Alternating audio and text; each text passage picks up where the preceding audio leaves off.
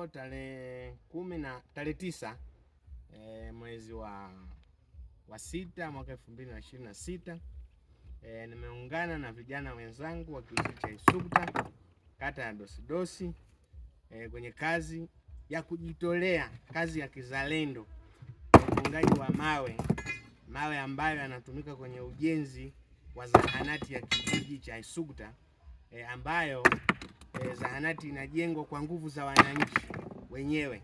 Wamejitolea kwa ajili ya kuhakikisha tunajenga zahanati ya kijiji cha Isugta, ikiwa ni utekelezaji wa ilani ya Chama cha Mapinduzi ya kwenye uchaguzi mkuu wa mwaka 2025 2030.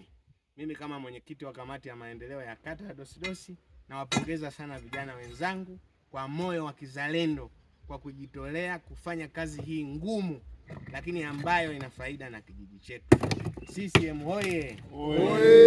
CCM safi! Safi! Mama Samia safi! Safi! Mheshimiwa mbunge wa jimbo la Kiteto safi! Safi! Vijana safi! Safi! Na nyie vijana ni pamoja na mimi. Asanteni sana. Asante sana.